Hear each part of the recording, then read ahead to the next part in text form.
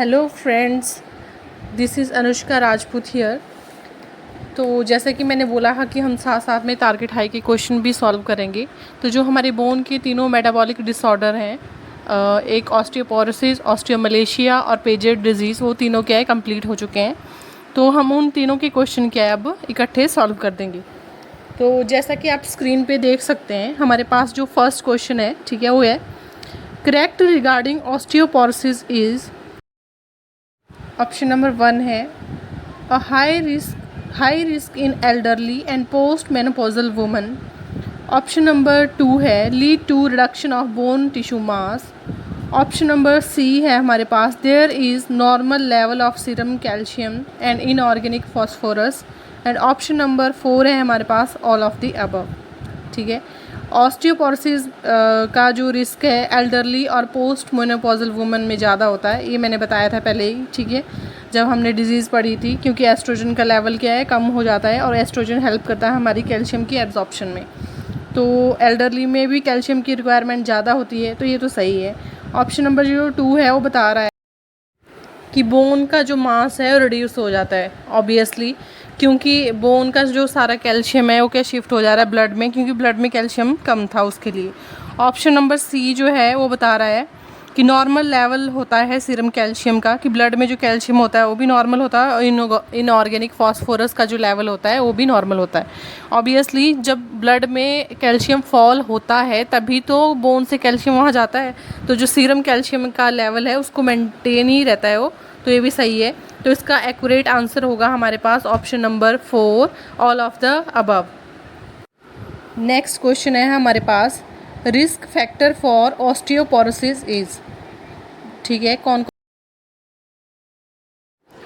कौन से ऐसे रिस्क फैक्टर हैं जिसकी वजह से ऑस्टियोपोरोसिस हो सकता है, ठीक है, या जिनमें ज़्यादा चांसेस हैं, ठीक है, होने के। फर्स्ट है हमारे पास ऑप्शन हाइपरथायराइडिज्म, ठीक है। सेकंड है हाइपोपैराथायराइडिज्म। थर्ड है prolong use of glucocorticoids.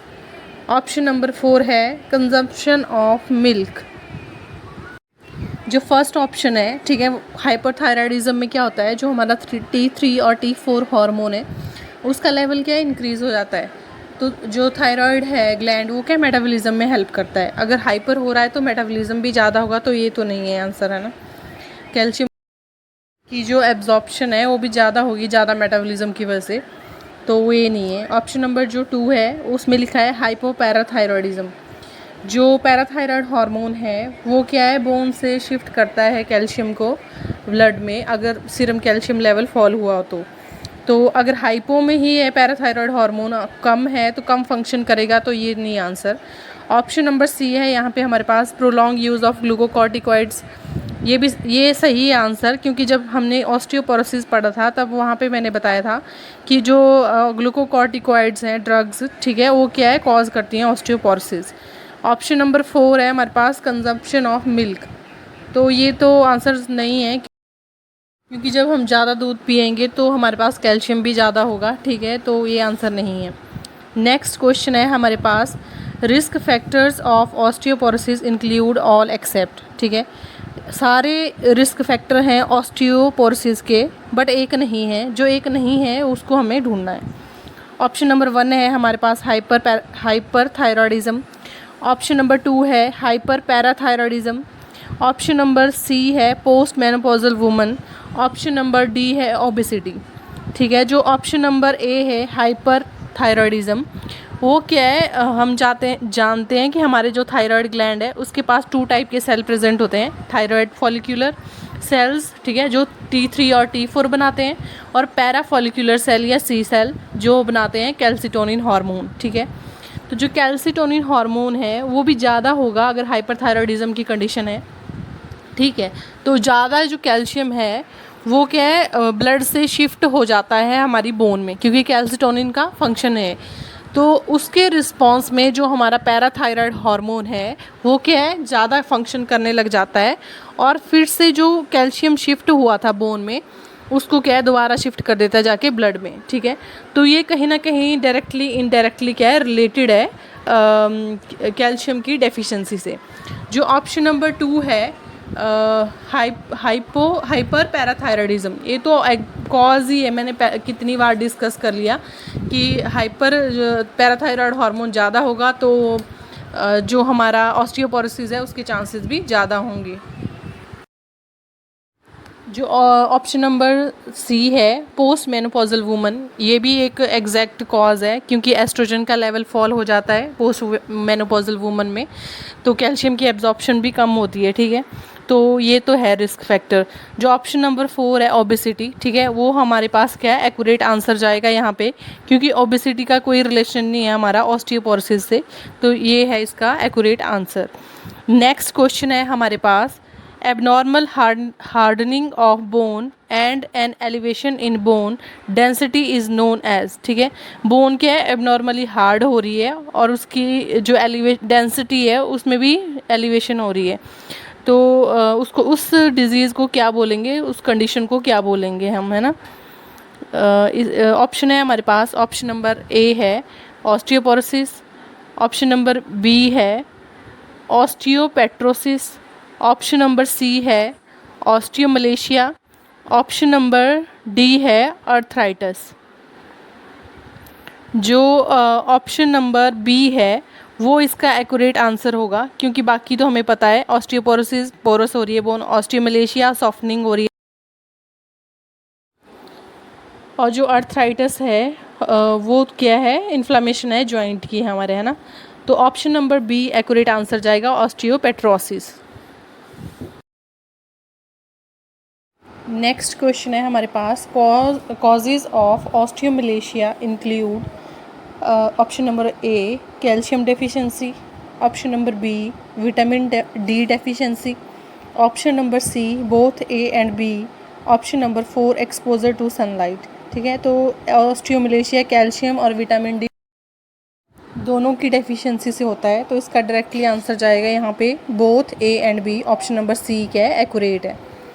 Next question है हमारे पास the rapid progression of osteoporosis is seen in, ठीक है, ज़्यादा प्रोग्रेशन बतानी है किस में होती है ऑस्टियोपोरोसिस की।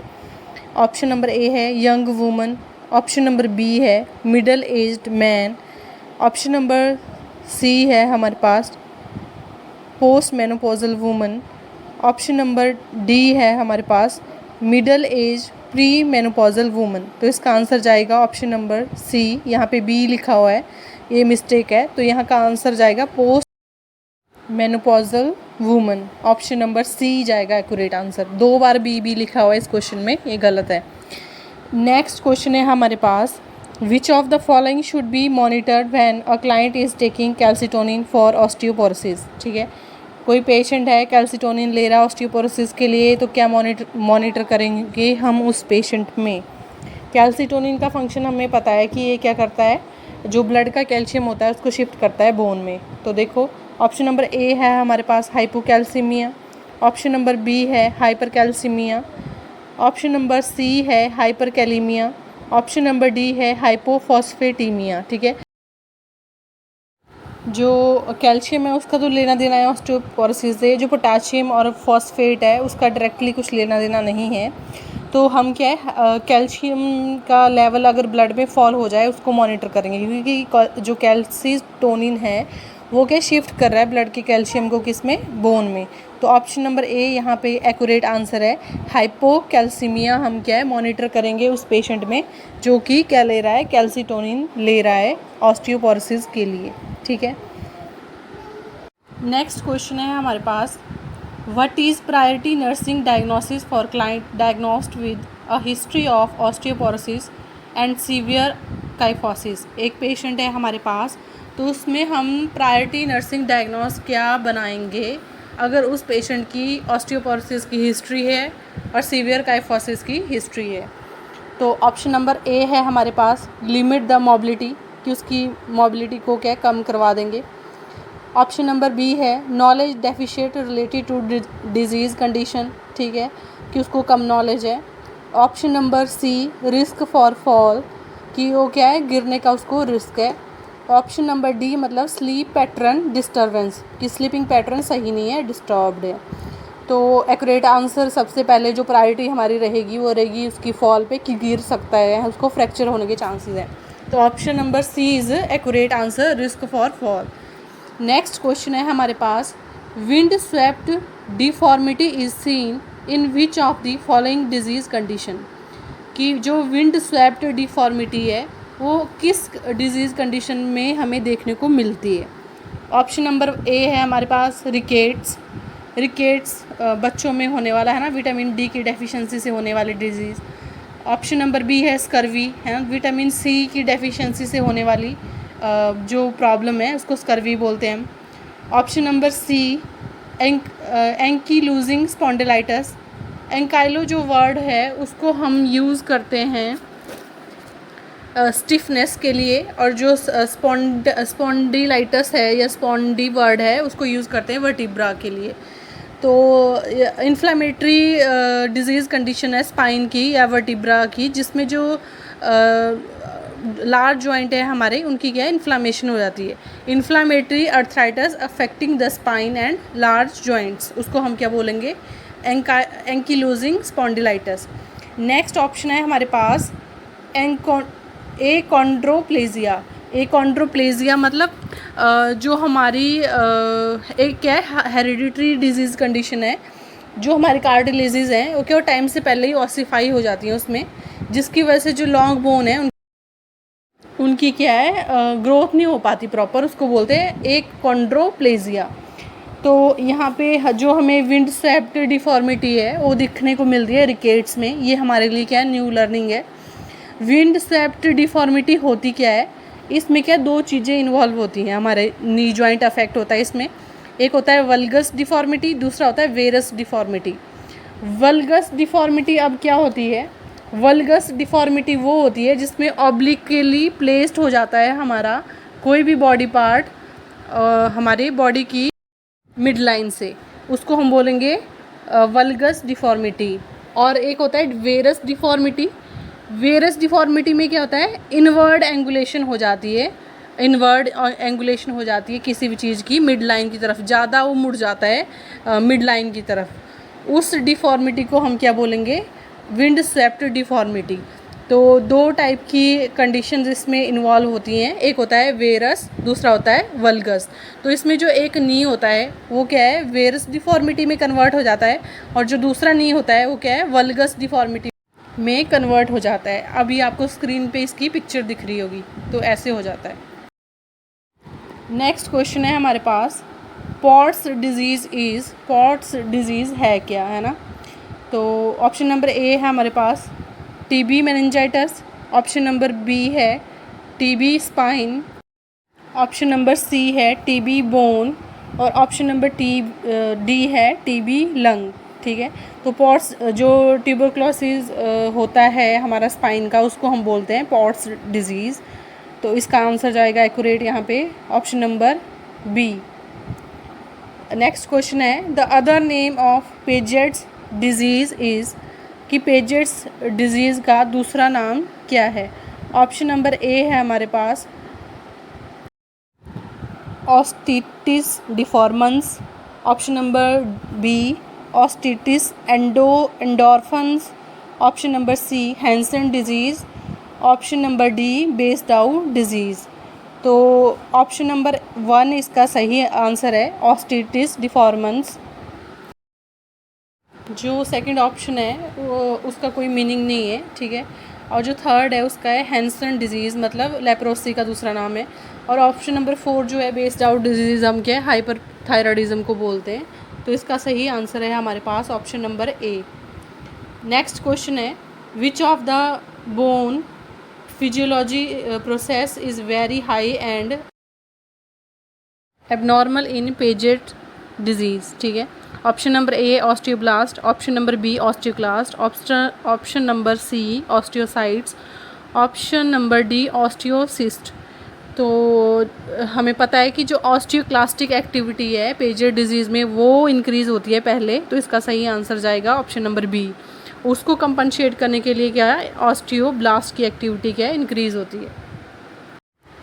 नेक्स्ट क्वेश्चन है हमारे पास अब, the major complication of Paget disease would be, major complication बतानी है हमने। ऑप्शन नंबर 1 है हमारे पास altered level of consciousness, option number B है टेटनी, ऑप्शन नंबर सी है severe hypocalcaemia, option number D है pathological fracture.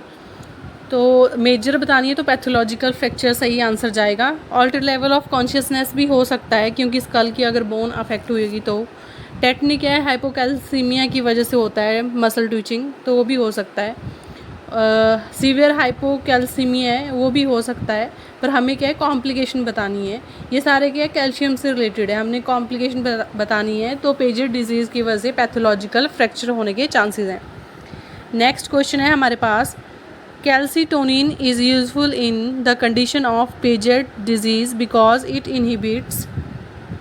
Option number A osteoblast activity, option number B osteoclast activity, option number C osteocytes activity, option number 4 osteocyst activity. तो सही answer जाएगा यहाँ पे osteoclast activity, उसको inhibit करता है और रेगुलेट करता है ऑस्टियोब्लास्ट की एक्टिविटी को। Option number B is the accurate answer. Next question है हमारे पास, the expansion of POTS would be. ठीक है, हमने पॉट्स का मीनिंग बताना है, फुल फॉर्म क्या हो सकती है। ऑप्शन नंबर ए है हमारे पास postural orthostatic tachycardia syndrome, B है post orthostatic tachycardia syndrome, C है postural orthostatic tibial syndrome, D है पोस्टरल ऑर्थोपेनिक टेकिकार्डिया सिंड्रोम। तो सही इसका आंसर है ऑप्शन नंबर ए कि पोस्टरल ऑर्थोस्टैटिक टेकिकार्डिया सिंड्रोम। कि पेशेंट जब किसी सिटिंग पोजीशन से अपराइट पोजीशन में जाएगा तो उसकी हार्ट रेट क्या है चेंज होती है, इंक्रीज़ हो जाती है। ठीक है, उसको हम बोलते हैं पॉट्स। इसकी क्या है फुल फॉर्म है, एक्सपेंशन है। तो अभी तक जो 3 डिजीज़ कंडीशन हुई थी उनके क्या है क्वेश्चन सॉल्व हो चुके हैं। नेक्स्ट वीडियोस को देखने के लिए क्या है मेरे चैनल को आप सब्सक्राइब करें। ठीक है, वीडियोस को लाइक करें, शेयर करें। ठीक है, कमेंट करें, कोई क्वेरी है तो पूछें, कोई सजेशन है तो बताएं। तो अभी के लिए इतना ही, थैंक यू।